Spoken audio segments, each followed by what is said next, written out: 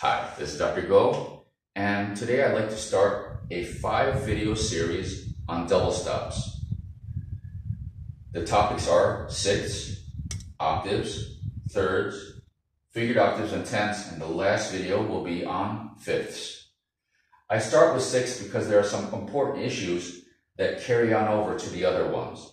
Now, there are many intervals we can practice on the violin. So these are not the only intervals out there to practice. However, these are some of the more commonly encountered ones that I felt I was receiving a lot of questions on. So without further ado, let's start on sixths, okay? These are 5 topics that I felt we could cover that should not interfere between teacher and student. Again, as I say in all of my videos, if there's anything that I say that is contrary to what your teacher is telling you, please ignore me, listen to your teacher. Okay, so let's go on. The 5 topics are quiet wrists, flexible knuckles, vibrato considerations, connecting notes with the bow, and releasing on shifts. Let's start number 1, quiet wrists. I had previously discussed in 2 videos, one on using technology for practicing and one on harmonics, about practicing with, say, a tuning apps, be it on your phone, your iPad, your tablet, and trying to make sure that your intonation doesn't waver across your bow change or even in the middle of your bow. I will often see this, or even worse.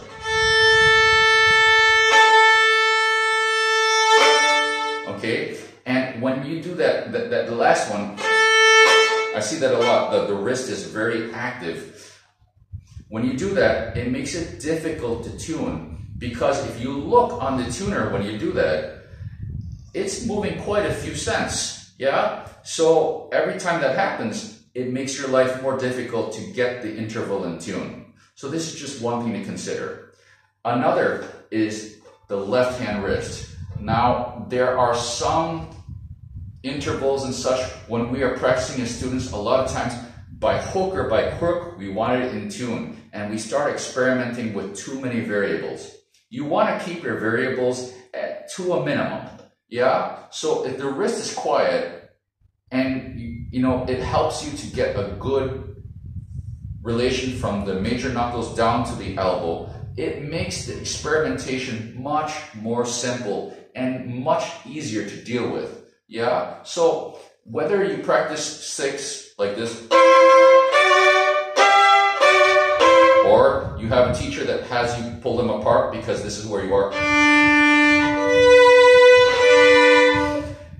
Okay, both are fine, and there are many other methods to practice, but all of them, if you keep the wrist quiet, it makes the experimentation to find your own best way of playing 6 much easier. Okay? Flexible knuckles. Now this has to do with the left hand. Okay? Anytime you're reaching, I've seen a lot of people, their hand is very tight, and to reach, all they do is they stretch like this, and they wonder why they can't do big reaches. This is especially prevalent later on in thirds, but it does happen here in sixths as well. Okay? So, when we have that, if you allow the knuckles, let's say we're stretching with the 4th finger here. If you allow the knuckles, 1st, 2nd, and major knuckle of the 3rd finger to flex, your reach will be much greater than if you hold the 3rd finger firm and just try to reach with the pinky. You won't be able to go. So let's hear what this sounds like. If I hold my 3rd finger very firm, I don't let it move. Okay, and I don't let this move. And I'm pressing down the string to make sure it doesn't, and nothing goes anywhere for this experiment. Okay, now, if I hold it firm and I just try to reach as far as I can with my 4th finger, I can't reach far. Now, if I relax everything,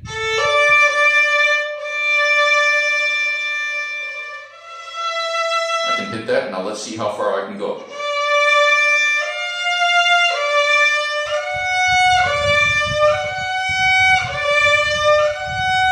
I really tried, I could probably hit the G as well, okay? My fingers are short, but if I can manage up to, from a D to an F sharp, imagine what a person with long fingers could do. So that's just releasing the knuckles in the next finger. And this works for all of the fingers.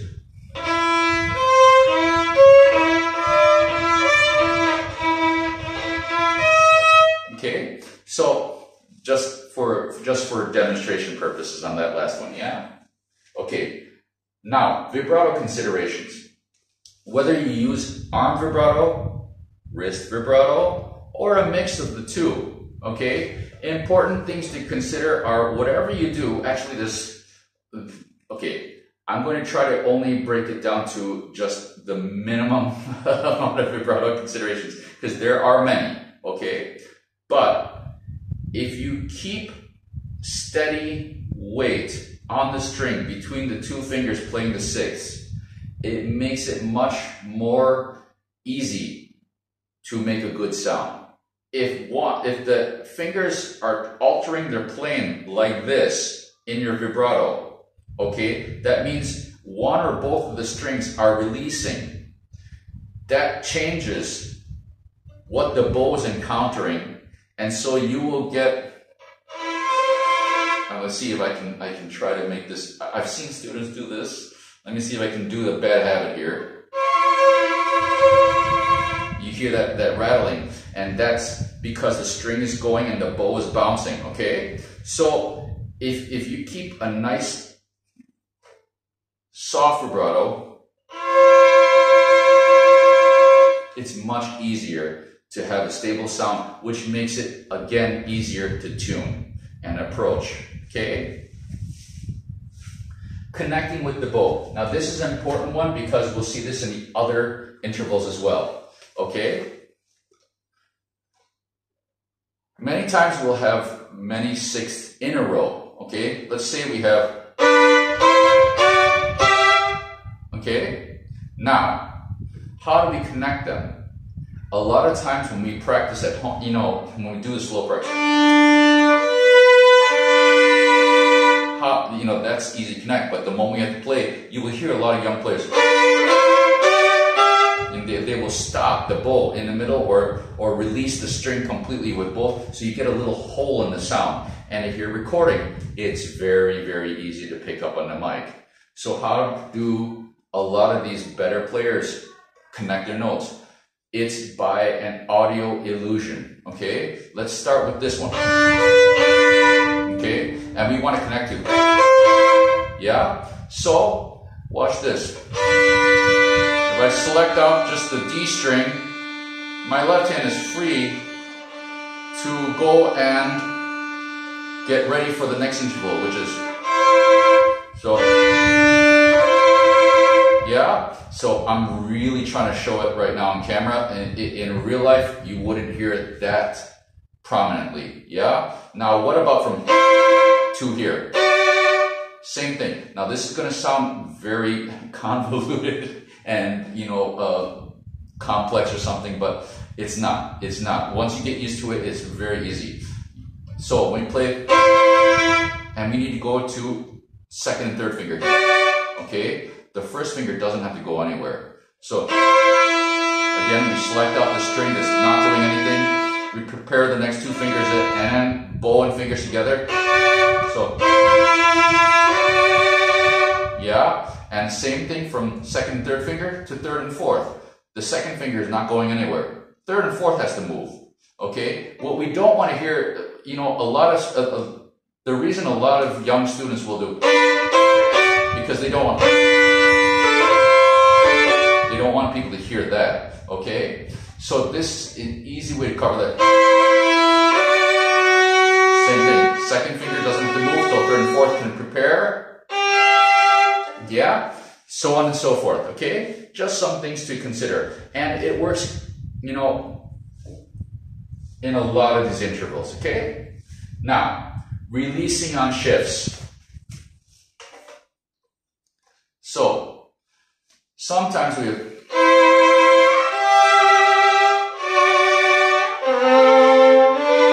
yeah, we have to shift between every single sixths, okay? The thing we don't want to do is, now you are not only losing all of your string sense on your left hand, you're breaking your sound, okay? And you're causing all sorts of problems with stopping the resonance and the vibration from the strings. You're stopping your sound, okay? I had one teacher call it a life in a string. So the moment the string is vibrating, that's the life in the string. You want as much as possible not to stop that life. Okay, so now the thing is that when we shift, keep the bow moving, just release some.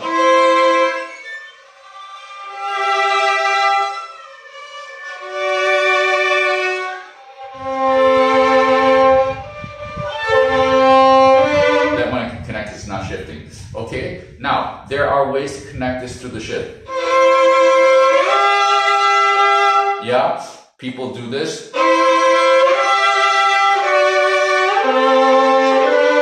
Okay, this is something to do with very, very loose right hand fingers. But that is something that is different in every single school of violin playing. Okay, so depending on your school of violin playing, your way of doing this may be completely different from mine. So I'm not going to touch this with a 10-foot pole.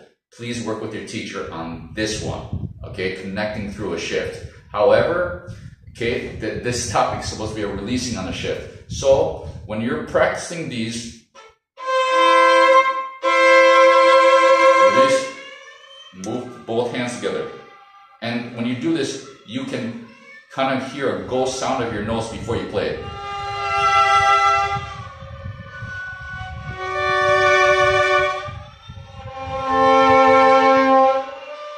Yeah, and so this helps in developing your string sense further, especially for double stops. Because remember, double stop, single stops, double stop is an additional set of things for your hand and your brain to communicate with each other. Because now you're not playing just one note at a time; it's two notes at a time. Okay, and then you have your feeling of finger relation to also deal with. So all of these calculations come together. You want to keep things as simple as possible. Okay, so these are 5 topics on sixths, the interval of 6. Okay, I hope this has given some nice ideas to continue a discussion on sixths, and I'll see you guys on the octaves. Till then, best luck on this journey on these incredible instruments. Cheers.